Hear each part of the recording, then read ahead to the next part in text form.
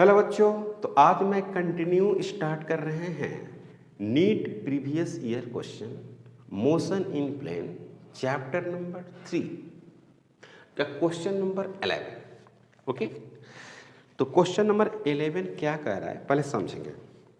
A body is moving with velocity 30 metre पर second towards east. After 10 seconds, its velocity becomes 40 meter per second towards north.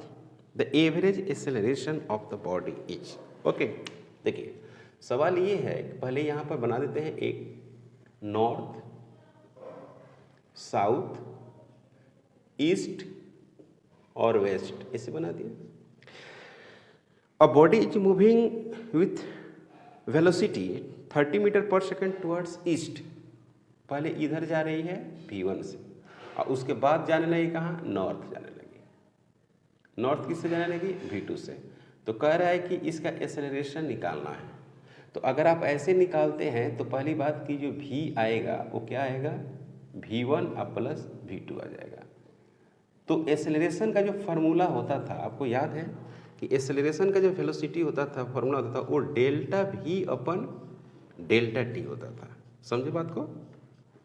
A is equal to आप क्या लिख सकते हैं यहाँ पर, V2 माइनस V1 ऐसे डिवाइडेड बटे T2 माइनस T1। इसको आप ऐसे भी लिख सकते हैं, A vector is equal to V2 plus minus V1 divided बटे क्या, T2 माइनस T1, ऐसे लिख सकते हैं। ऐसे एक्सलेशन होगा, एक्सलेशन ऐसा तो होगा नहीं, सम तो होगा नहीं। तो आपको क्या करना होगा कि इसको आपको वेस्ट में लेके जाना होगा, है ना भाई। अगर बढ़िया से आप सोल्व करना चाहते हैं तो इसको वेस्ट में लेके जाना होगा। तो ये हो गया नॉर्थ, चलिए नॉर्थ हो गया, ये हो गई साउथ, और ये हो गया आपका ईस्ट, ये हो गया क्या, वेस्ट। तो आप इसको ईस्ट में लेके जाइएगा तो कैसे मिलेगा, इस तरह से मिलेगा। ये क्या हो जाएगा आपको, V1, इधर आएगा उसका नाम क्या होगा, V2, बिल्कुल। और ये हो गया आपका रिजल्ट, यानी ये हो गया V2 बिल्कुल माइनस V1, ये वाला हो गया। क्लियर है। तो आपको V1 का जो वैल्यूज है वो दिया हुआ है, V2 का वैल्यू ये भी दिया हुआ है, और डेल्टा T है वो भी दिया हुआ है। तो V1 का जो वैल्यूज है वो है आपको 30 मीटर पर सेकेंड, 30 मीटर पर सेकेंड, और V2 का जो वैल्यूज है वो है 40 मीटर पर सेकेंड, और डेल्टा T जो है वो है 10 सेकेंड, 10 सेकेंड। तो अब ये क्या है कि दोनों V1 और V2 दोनों एक दूसरे पर क्या है, परपेंडिकुलर है। समझ में आया। तो पहले V2 लिखते हैं, तो V2 है जे कैप के तरह, देख रहे हैं ना। V2 जो है जे कैप की तरह, मतलब कि 40 जे कैप लिख सकते हैं, प्लस 20 माइनस आई कैप, और डिवाइडेड बटे डेल्टा टी। डेल्टा टी का मतलब 10। तो ये तो दोनों परपेंडिकुलर हो गया। तो A is equal to root under 40 का स्क्वायर और प्लस 20 का स्क्वायर, ऐसे लिख सकते हैं, और डिवाइडेड बटे 10। तो A इजिकल टू, इसमें आप सोल्व करेंगे तो ये आएगा कितना, 1600 प्लस 400 डिवाइडेड बटे 10। तो E हो गया आपको 30 है ना, डिवाइडेड बटे 10। तो आप इसको लिख सकते हैं क्या, 40 root under 5, 40 root under 5 divided बटे 10। सही है, हाँ सही है। तो यहाँ पर क्या आएगा, 4 रूट अंडर 20 होगा ना, 2 रूट 5 मीटर पर सेकेंड स्क्वायर, और डायरेक्शन क्या होगा, नॉर्थ वेस्ट होगा, नॉर्थ वेस्ट। और आप ऐसे भी करके बनाए होंगे तो आपका आ गया होगा आंसर, क्योंकि V1 का स्क्वायर प्लस V2 का स्क्वायर करेंगे तो बात तो वही होगी, है कि नहीं। लेकिन वहाँ पर जो डायरेक्शन आएगा वो नॉर्थ ईस्ट आएगा। तो अगर क्वेश्चन में डायरेक्शन दिया रहेगा तो आप उलझ जाइएगा, समझे बात को। और ये नियम भी नहीं है, बेनियम है, उसका कोई मतलब नहीं है। यहाँ तक कोई डाउट नहीं। ओ ये तो गड़बड़ हो गया है। यहाँ पर क्या है बाबू 30 है ना, यहाँ पर कितना छोटू 30 है, तो ये हो गया आपको 30, तो ये हो गया आपका 900। अब 900 जब हो गया तो इसको मिटा दीजिए आप थोड़ा सा।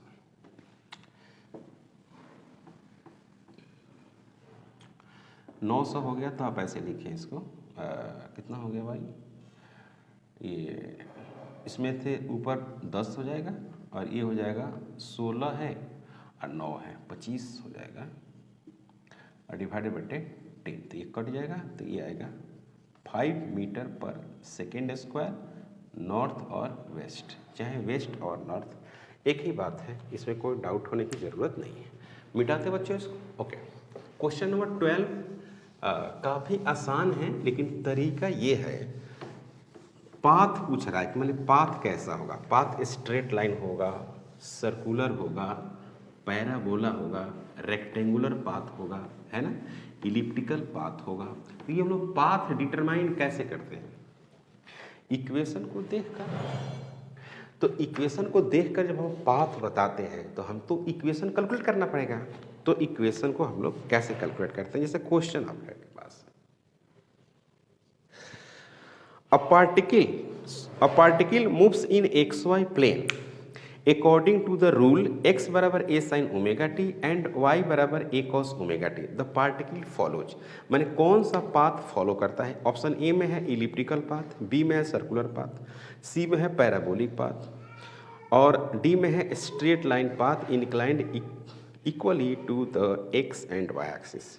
तो सबसे पहले आपके पास जो इक्वेशन दिया हुआ है वो है x is equal to a sine omega t और y is equal to a cos omega t, इस तरह से है, इस तरह से है। तो x इजिकल टू साइन क्या हो गया ओमेगा टी हो गया और y बटे ए हो गया is equal to cos omega t हो गया, इस तरह से हो गया। अब हम चाहते हैं कि x और y में इक्वेशन आए, मतलब यहाँ पर x भी वेरिएबल है और y भी वेरिएबल है और t भी वेरिएबल है।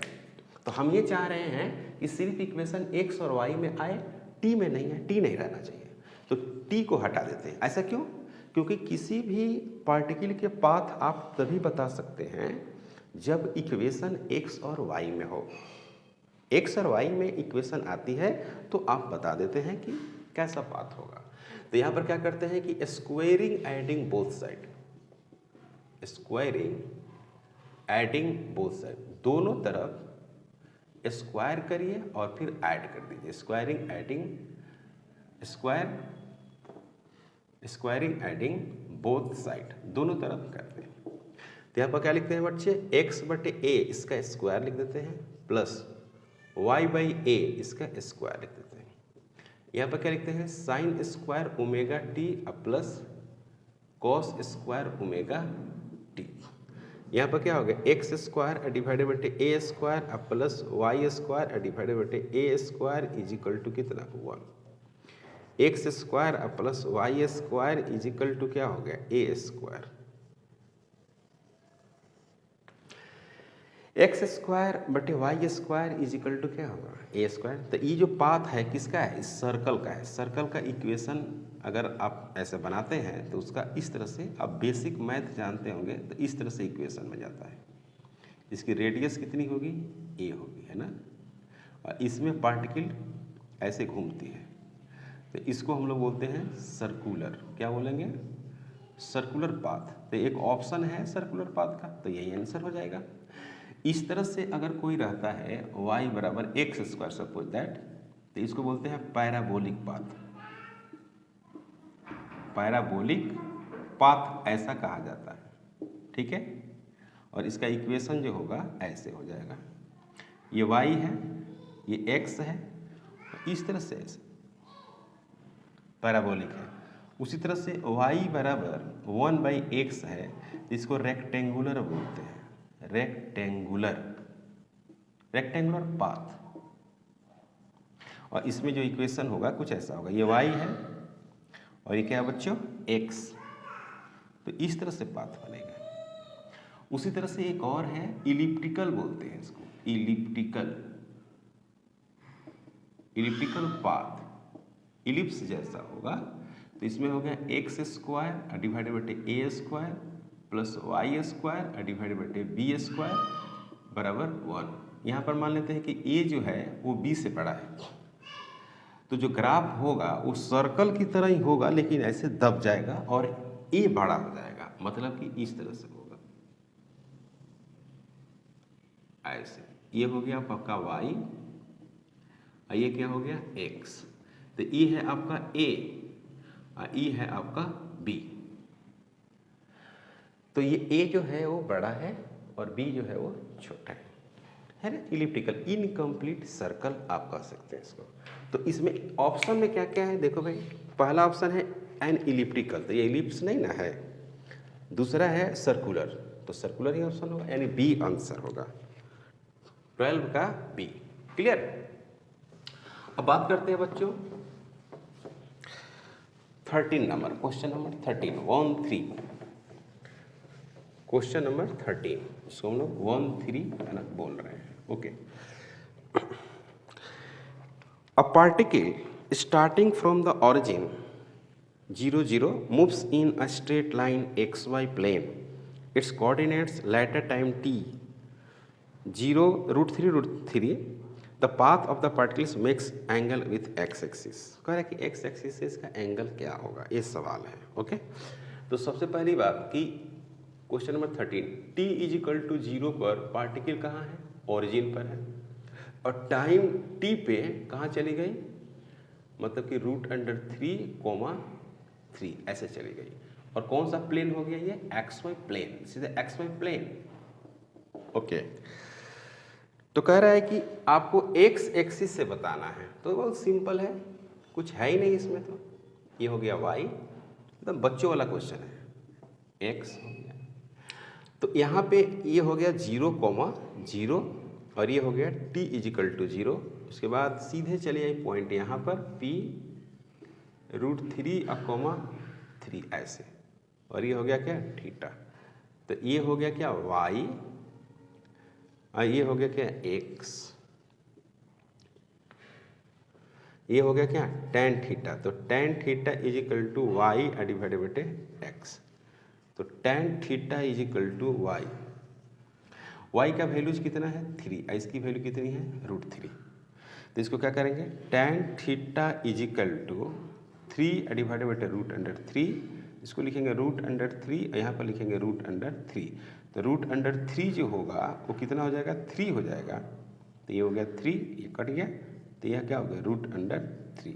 यहाँ पर क्या हो गया tan थीटा, तो यहाँ पर क्या हो गया tan थीटा = tan 60 डिग्री। तो थीटा = कितना हो गया 60 डिग्री, ये हो गया आंसर।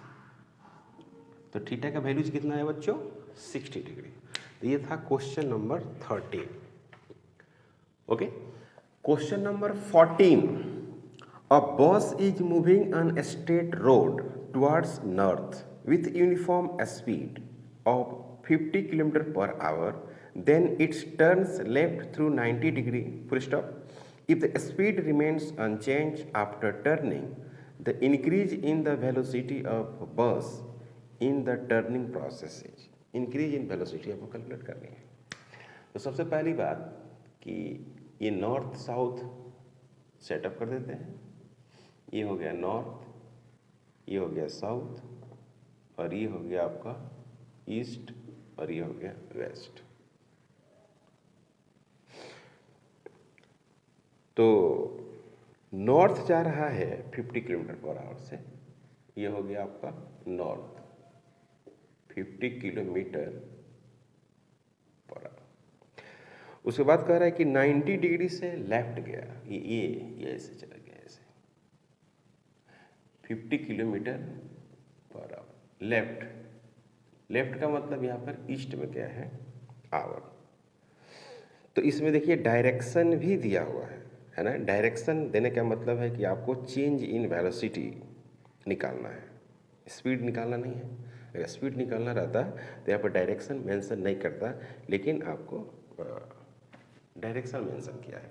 तो क्या होगा इसमें कि पहले तो आई जाएगा नॉर्थ, ठीक है, ये नॉर्थ, ठीक है, कोई दिक्कत नहीं। अब ये जो लेफ्ट जा रहा था ना, वो कहाँ जाएगा, राइट जाएगा, समझ में आया बात, ये जाएगा राइट। तो ये हो गया -v2 और इसको मानते हैं v1, और ये v1 है कितना, v1 और v2 दोनों सेम है, तो ये हो गया आपका चेंज।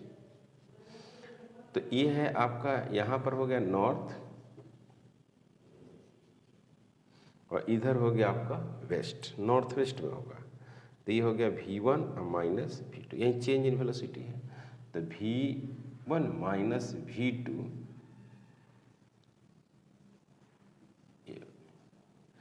तो क्या लिखेंगे इसमें, दोनों परपेंडिकुलर ही है, तो v1 का स्क्वायर प्लस -v2 का स्क्वायर, परपेंडिकुलर है। तो ये हो गया v1 -v2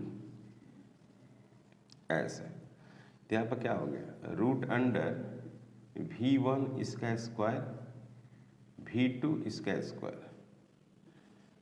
v1 का स्क्वायर का मतलब क्या है, v1 का स्क्वायर मतलब 50 है, यहाँ पर 50 का स्क्वायर और 50 का स्क्वायर,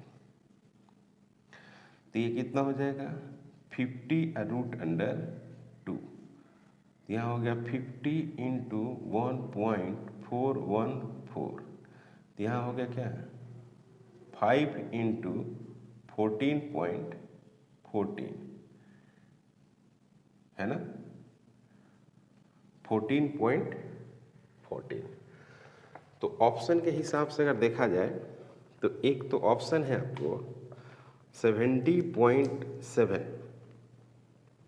है ना, 70.7, तो ये आएगा कितना, 70.7 किलोमीटर पर आवर, और डायरेक्शन क्या होगा, नॉर्थ वेस्ट होगा, north west, direction north west आएगा। यही हो गया आपका आंसर। तो ऑप्शन जो ए है उसमें लिखा हुआ है 70.7 kilometre along south west direction, south और वेस्ट डायरेक्शन की बात किया है ना, साउथ और वेस्ट की डायरेक्शन बिल्कुल नहीं होगा ना, साउथ में ये आएगा फिर ये वेस्ट में जाएगा, ऐसा नहीं है। दूसरा है कि जीरो होगा, बहुत सारे बच्चे जीरो लगा दिए होंगे, क्योंकि दोनों इक्वल है तो घटा दिए होंगे। सी में है कि 50 किलोमीटर अलोंग वेस्ट, बिल्कुल गलत है। और डी में है 70.7 kilometre along north west direction, along north west, D option correct है। इसका ऑप्शन क्या है बच्चों, डी करेक्ट है, याद रखेंगे। ओके, जो क्वेश्चन नंबर 15 है, 15 नंबर क्वेश्चन, ये बहुत आसान है, सॉरी बहुत अच्छा क्वेश्चन है और ठीक क्वेश्चन है, लेकिन बच्चे इसको अटेम्प्ट करते हैं तो इसमें अक्सर ये बच्चे धोखा खा जाते हैं, मतलब कि यो उलझ जाते हैं क्वेश्चन को सोल्व करने में। तो क्या है क्वेश्चन, पहले क्वेश्चन पढ़ते हैं। A car starts from rest and accelerate at 5 metre पर second square at t = 4 seconds. A ball is dropped out of a window by a person sitting in the car. What is the velocity and acceleration of the ball at t = 6 seconds, g = 10 metre पर second square. कह रहा है कि इस तरह से एक car है ना, और वो तो एक्स एक्सिस में जा रहा है, ओके, इस तरह से जा रहा, और इनिशियली क्या से चला है, रेस्ट से चालू किया है, ओके। इसको हम मान लेते हैं क्या, एक्स एक्सिस, ऊपर में मान लेते हैं क्या, वाई एक्सिस, ओके। तो इसका हम पहले यू एक्स निकालते हैं, v x = u x plus a x into t. तो इनिशियली क्या है 0, और ये 5 मीटर पर सेकेंड से जा रहा है, कितना सेकेंड तक, 20 मीटर पर सेकेंड। कार का स्पीड कितना हो गया, 20 मीटर पर सेकेंड, ओके। अब यहाँ पर हम क्या करते हैं कि यहाँ पे जो कार है उसका स्पीड जो हो गया वो कितना हुआ बच्चों, 20 मीटर पर सेकेंड हो गया। मतलब कि 4 सेकेंड में उसका स्पीड 20 मीटर पर सेकेंड हो गया। अब यहाँ से है ना, यहाँ से एक बॉल को ऐसे उसने गिरा रहा है ना, इस तरह से बॉल गिर रहा है, समझे बात को, इस तरह से गिर रहा है। तो इसके वेलोसिटी x में बरकरार रहेगा, एक y में भी वेलोसिटी होगी। तो यहाँ पे t बराबर 4 सेकेंड की बात है ये, है ना, t बराबर 4 सेकेंड पर। तो ये एयर में कितना रहा, t equal to 2 second in air रहा, इन एयर। तो vy जब निकालेंगे, vy बराबर क्या लिखेंगे, uy माइनस जी इंटू टी। समझ में आ रहा है बात, नहीं आ रहा है? तो कह रहा है कि एट, यहाँ पर at t is equal to 2 second तक एयर में रहा, उसमें वेलोसिटी निकालना होगा बॉल का। तो v y is equal to y component में इसका वेलोसिटी है नहीं, जब प्रोजेक्ट करेंगे जस्ट तो कहाँ वेलोसिटी होगा इसका, एक्स में ही वेलोसिटी होगा। हमेशा इसका एक्स में वेलोसिटी इनिशियल रहेगा, वही हमेशा रहेगा, क्योंकि एक्स में एक्सेलरेशन क्या है, 0 है प्रोजेक्टाइल के केस में। तो यहाँ पर क्या है कि माइनस जी 10 और टी इजिकल टू कितना हुआ, 2 हो गया। तो वी वाई इजिकल टू आ गया, वेक्टर में देखा जाए तो 20 माइनस जे कैप मीटर पर सेकेंड। और यहाँ पर क्या है, इधर जा रहा है कहाँ पर, आई कैप। और ए वाई जो होगा वो कितना होगा, 10 मीटर पर सेकेंड स्क्वायर होगा। और ए एक्स होगा वो कितना होगा, 0 होगा। तो मेरे कहने का मतलब है कि after 2 second, after 2 second speed of ball, speed of ball, ball का स्पीड क्या होगा, v is equal to under root v x का स्क्वायर प्लस वी वाई का स्क्वायर। तो v जो x होगा वो कितना हो गया, 20 इसका स्क्वायर प्लस 20 इसका स्क्वायर। तो ये हो जाएगा 20 रूट अंडर 2 मीटर पर सेकेंड, ये हो गया। एंड एक्सेलरेशन जो इसका है वो a है, और ये भी क्या है, ए एक्स प्लस ए वाई है। तो एक्सेलरेशन का जो मैग्नीट्यूड है वो कितना है, ये हो गया 0, और ये कितना हो जाएगा 10 माइनस जे कैप, यानी ए इक्वल टू 10 मीटर पर सेकेंड स्क्वायर। तो एक्सेलरेशन हो गया 10, स्पीड हो गया 20 रूट 2। तो ऑप्शन हो गया डी, सॉरी ऑप्शन ए सही है ना। स्पीड हो गया 20 रूट 2 और एक्सेलरेशन हो गया 10 मीटर पर सेकेंड स्क्वायर, जो काफ़ी अच्छा क्वेश्चन है, इसमें कोई डाउट होने की ज़रूरत नहीं। ओके, अब बात करते हैं का क्वेश्चन नंबर 16 क्वेश्चन नंबर काफ़ी इम्पॉर्टेंट है, काफ़ी अच्छा क्वेश्चन है। क्वेश्चन नंबर 16,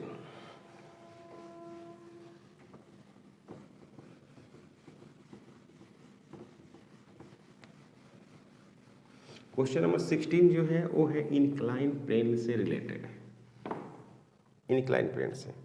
कह रहे कि when an object is shot from the bottom of an long smooth inclined plane kept at an angle 60 degree with the horizontal, it can travel a distance x1 along the plane, full stop.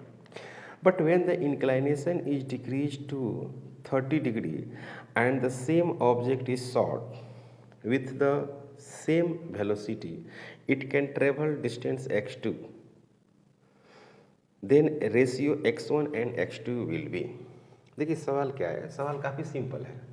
सवाल अगर आप समझेंगे question number 16 तो कठिन नहीं है, simple है। एक इस तरह से इंक्लाइन प्लेन है, ठीक है, और उसकी इंक्लाइनेशन जो दिया है बच्चों वो कितना दिया हुआ है, 60 डिग्री, ठीक। और यहाँ से किसी बॉल को हम प्रोजेक्ट कर रहे हैं, ऐसे यहाँ चली गई, ओके, और ये प्रोजेक्ट किया तो ऐसे चली गई। तो ये जो डिस्टेंस कवर्ड की है वो कितना की है, x1, ओके। अब कह रहा है कि इंक्लाइनेशन को हम थोड़ा सा घटा देते हैं, इंक्लाइनेशन को थोड़ा सा घटा दिए, इसको थोड़ा घटा दिए, ओके, और ये कर दिया कितना 30 डिग्री। फिर इस यहाँ से एक बॉल को प्रोजेक्ट किए तो ये हो गया आपको कवर किया कितना x2, सेम वेलोसिटी से प्रोजेक्ट किया गया है u, ये भी क्या है u, खाली एंगल ऑफ इंक्लाइनेशन चेंज किया जा रहा है। तो इसका भी फाइनल यहाँ पर क्या हो गया बच्चों 0, इसका भी फाइनल यहाँ पर क्या हो गया बच्चों 0। इंक्लाइन प्लेन पर एक्सेलरेशन जो होता है वो g sin थीटा होता है, आपको पता है, जब ऊपर से नीचे गिरता है तब। बट यहाँ पे क्या होगा, यहाँ पर नीचे से ऊपर जा रहा है ना, तो यहाँ पर क्या हो जाएगा a equal to minus g sine theta, इसमें कोई प्रॉब्लम आपको नहीं है। तो ये a1 हो गया, ये थीटा 1 हो गया। उसी तरह से यहाँ पर a2 होगा तो यहाँ पर माइनस जी और साइन थीटा 2 हो जाएगा। यहाँ तक कोई समस्या नहीं है, कोई प्रॉब्लम नहीं, कोई डाउट नहीं, ओके। अब यहाँ पे क्या करना है बच्चों कि फार्मूला लिखना है कि v का square is equal to u का स्क्वायर माइनस 2 है ना, a1 मतलब कि प्लस ही लिखिए 2gh ऐसे लिखते हैं h, तो यहाँ पर क्या करते हैं 0 कर देते हैं, यहाँ पर यू स्क्वायर लिखते हैं माइनस 2 इंटू जी और साइन थीटा 1 लिखते हैं, फिर x1 लिखते हैं, तो फिर यू स्क्वायर लिखेंगे बच्चों और लिखेंगे क्या 2g साइन थीटा 1 और फिर लिखेंगे x1, एक इक्वेशन हो गया। फिर यहाँ पर भी वैसे ही इक्वेशन बना लेंगे, v square is equal to u square plus 2a2 into h, यहाँ पर क्या करेंगे 0 लिखेंगे, यहाँ पर यू स्क्वायर माइनस 2g और साइन थीटा 2 इंटू x2, तो यहाँ पर लिखेंगे u square is equal to 2g और साइन थीटा 2, फिर क्या लिखेंगे बच्चों x2, इसका इक्वेशन नंबर 2 कर देंगे। तो from equation first and second, from first and second, तो u का स्क्वायर डिवाइडेड बटे u का square is equal to 2g sine theta, first and second से, तो फर्स्ट डिवाइडेड बटे सेकेंड कर रहे हैं, तो यहाँ पर लिखेंगे साइन थीटा 1 इंटू x1, यहाँ पर लिखेंगे 2g साइन थीटा 2 इंटू फिर क्या होगा x2, तो ये 2g से 2g कैंसिल, यू स्क्वायर से यू स्क्वायर कैंसिल, तो आप इसको जब सोल्व करेंगे तो क्या मिलेगा देखिए, sign theta 1 into x1 divided बटे क्या मिलेगा बच्चों sine theta 2 into x2 is equal to 1, तो यहाँ पर क्या हो गया, यहाँ पर x1 डिवाइडेड बटे x2 is equal to sine theta 2 divided बटे साइन थीटा 1, x1 डिवाइडेड बटे क्या होगा x2 is equal to sine theta 1 और साइन थीटा 2 चाहिए, मतलब कि x1 अपन x2 चाहिए, तो साइन थीटा 1, तो थीटा 1 आपको 60 डिग्री है, सॉरी थीटा 2 30 डिग्री है, तो साइन कितना होगा 30 डिग्री और साइन कितना होगा 60 डिग्री, तो यहाँ पर क्या होगा रूट अंडर 3 डिवाइडेड बटे 2 1/2 ऐसे होगा, तो x1 डिवाइडेड बटे क्या होगा x2 is equal to root under 3 divided बटे 1, तो यहाँ पर लिखेंगे क्या आप x1 डिवाइडेड बटे x2 is equal to root under 3 divided बटे रेशियो 1, ये हो गया आंसर। तो ऑप्शन जो x1 रूट हमको चाहिए क्या था साइन 30 डिग्री का वैल्यू 1/2, उल्टा लिखा गया है ना, ये उल्टा लिखा गया बच्चों, साइन 30 डिग्री का वैल्यू 1/2 होता है ना, और इसका वैल्यू होता है रूट 3 बटे 2, ये कैंसिल हो जाएगा, मतलब कि यहाँ पर 1 यहाँ रूट 3 हो जाएगा, इसका मतलब हुआ कि यहाँ पे 1 हो जाएगा और यहाँ पे रूट अंडर 3 हो जाएगा। तो आपको ऑप्शन जो है वो है ऑप्शन डी ऑप्शन है, डी का जो आंसर है वो करेक्ट है, ओके। मिटाते हैं, क्वेश्चन नंबर 17 की बात करते हैं। क्वेश्चन नंबर 17, क्वेश्चन नंबर 17 और 18 काफ़ी आसान है, इसमें कुछ है ही नहीं, है ना, बहुत सिंपल क्वेश्चन है। जो constant acceleration two dimensional motion, constant acceleration और टू डायमेंशनल मोशन का क्वेश्चन है। क्लियर है क्या? तो क्वेश्चन नंबर 17 कुछ ऐसा है।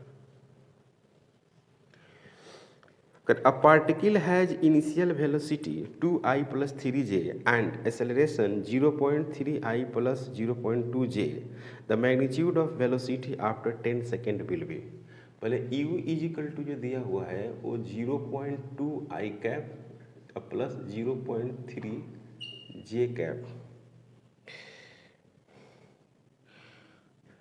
नहीं 2I cap plus 3j cap ऐसे दिया हुआ है, मीटर पर सेकंड दिया हुआ है। क्या दिया हुआ है? मीटर पर सेकंड। और एक्सेलरेशन जो दिया हुआ है, एक्सेलरेशन ये दिया हुआ है 0.2I cap plus 0.3j cap metre पर सेकंड स्क्वायर। तो कह रहे कि 10 सेकंड में आपको बताना है इसकी वेलोसिटी t इजिकल टू 10 सेकंड। तो कैसे लिखो बच्चों? यहाँ पर लिखा हुआ u is equal to u x I cap plus u y j cap, u y j cap. उसी तरह से इसको लिखेंगे a vector is equal to a x I cap plus a y j cap. तो यहाँ पर क्या होगा? V x is equal to u x plus a x into t. तो वी एक्स मतलब कि v x is equal to u x का value है 2I cap plus 0.2 into 10 j cap. तो ये कितना हो जाएगा? सॉरी आई कैप, तो ये हो जाएगा आपको 4I कैप मीटर पर सेकेंड। ये हो गया वी एक्स। उसी तरह से v y is equal to u y plus a y into t. तो वी जो वाई होगा उसको क्या लिखेंगे? U y. तो यू वाई का मतलब हो गया आपको 3j cap plus 0.3j cap into 10। तो यहाँ पर लिखेंगे क्या?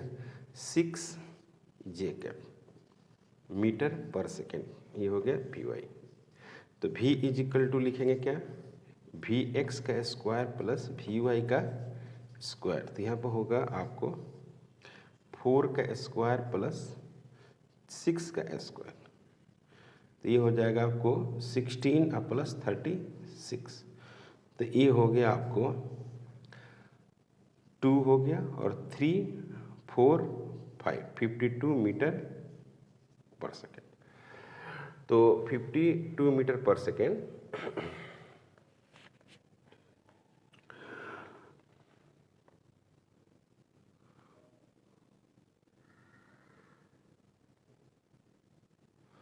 चेचो का 16 होगा, चचा का 36 होगा। u is equal to 2I plus 3j सही है। और एक्सेलरेशन है 0.3, उल्टा लिख दिया ना, यहाँ एक्सेलरेशन गलत लिखा गया बाबू, 0.3 है और यहाँ पर 0.2 है। ठीक है, ठीक है, ठीक है। तो यहाँ पर आपको 0.3 हो जाएगा, गलत लिखा गया था। अब ये कितना हो जाएगा? 5 होगा, 5। ये सही है, ये सही है। यहाँ पर हो गया 2 हो गया, है ना। यहाँ पर क्या हो गया? 5 हो गया।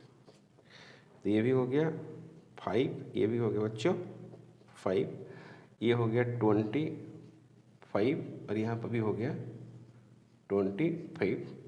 तो यहाँ पर हो गया आपका 50।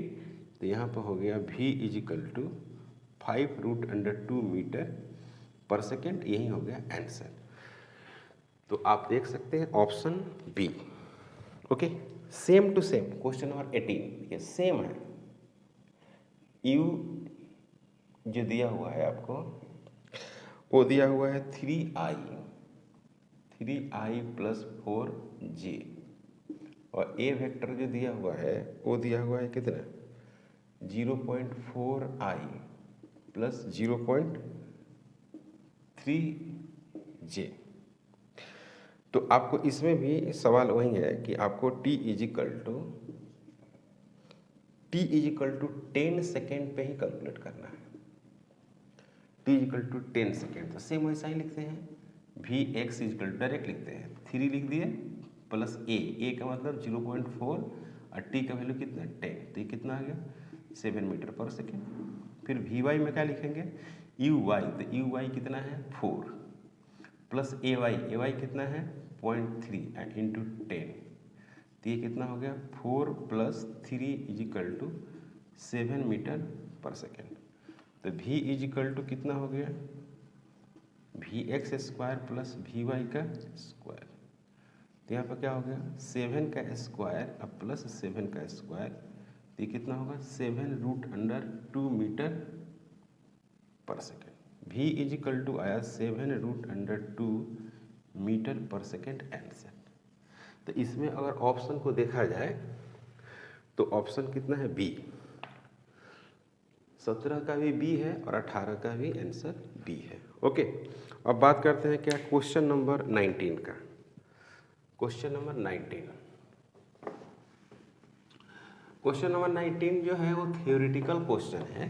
थ्योरी में आप इसको समझ सकते हैं कि किसी बॉडी को आप गिराते हैं तो उसका जो फाइनल स्पीड होती है वो हाइट पे डिपेंड करता है, वो कितना हाइट से गिराया गया है, मास पे डिपेंड नहीं करता है। उस तरह की यहाँ पर बातें हो रही हैं। तो question number 19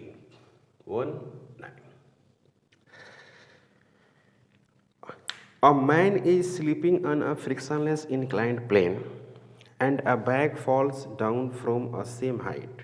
Okay, when velocity of the both is related as, ठीक है ना, कह रहा है कि इस तरह से इंक्लाइन प्लेन है। ओके, थीटा होगा, ओके, इसकी हाइट कितनी होगी h। तो यहाँ से जो है आदमी जो है यहाँ पर बैठा हुआ है और इस तरह से फिसल रहा है, तो ये हो गया velocity of man.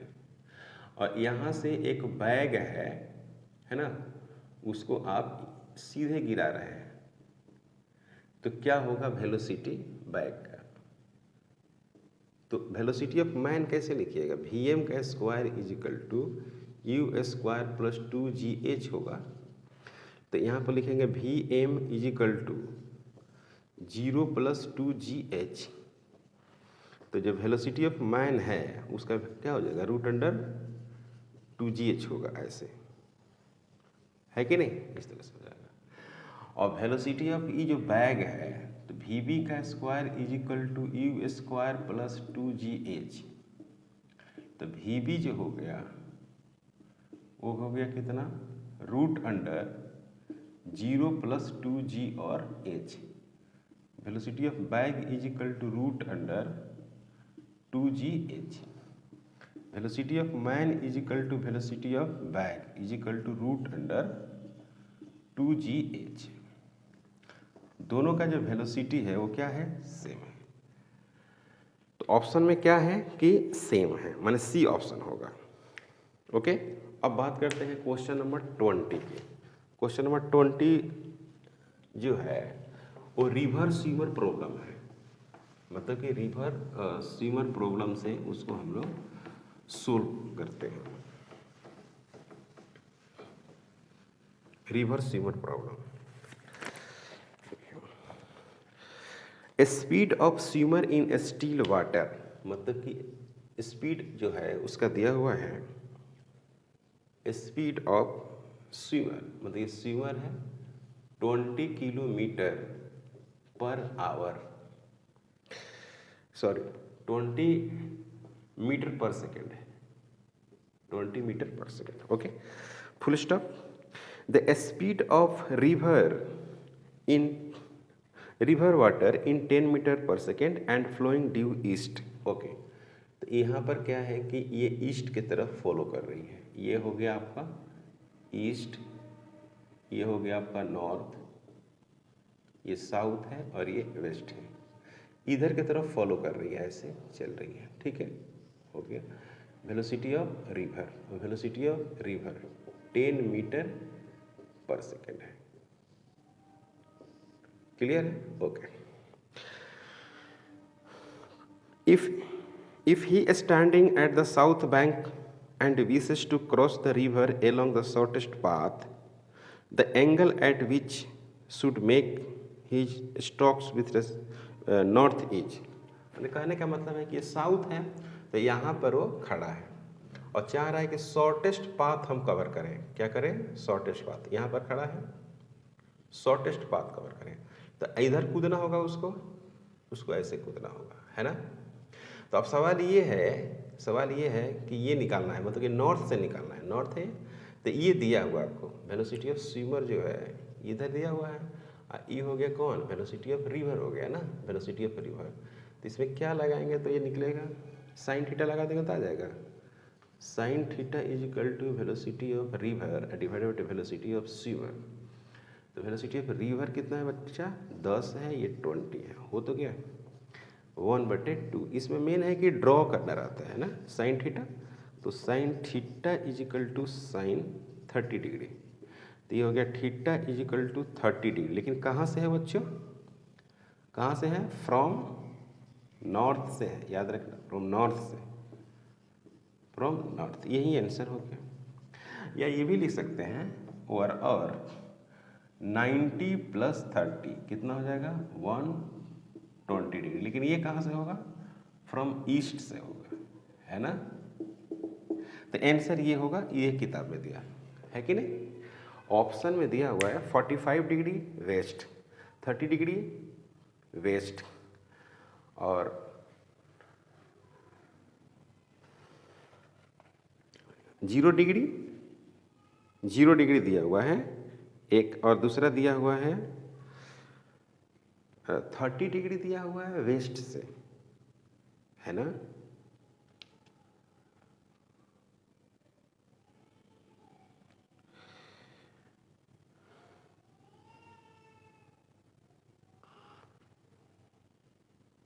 Degree west नहीं होगा, 60 डिग्री वेस्ट होगा, है ना बच्चों। देखो यहाँ पर ये 30 डिग्री वेस्ट नॉर्थ हो गया ना, तो यहाँ से कितना होगा? 60 डिग्री होगा, है ना। तो आंसर में ये दिया हुआ है, ऑप्शन में दिया हुआ है 9। ये भी होगा लेकिन ऑप्शन में दिया नहीं है, तो 60 डिग्री हो जाएगा। 60 डिग्री फ्रॉम वेस्ट। समझ में आया है? अगर ये दिया रहता नॉर्थ तो ये आंसर होता, अगर ईस्ट से पूछता तो ये आंसर होता, और अगर वेस्ट से पूछ रहा है, वेस्ट से, तो आंसर कौन होगा? 60 डिग्री होगा। अच्छा सवाल है ना, स्टार दे दीजिए इसको, अच्छा सवाल। ओके, तो हम लोगों ने क्वेश्चन नंबर 20 सोल्व कर दिया। तो आज का लेक्चर यहीं पे स्टॉप करते हैं, मिलते हैं नेक्स्ट लेक्चर में। अगर आप हमारे चैनल पर नए हैं प्लीज़ सब्सक्राइब करें, शेयर करें। Thank you.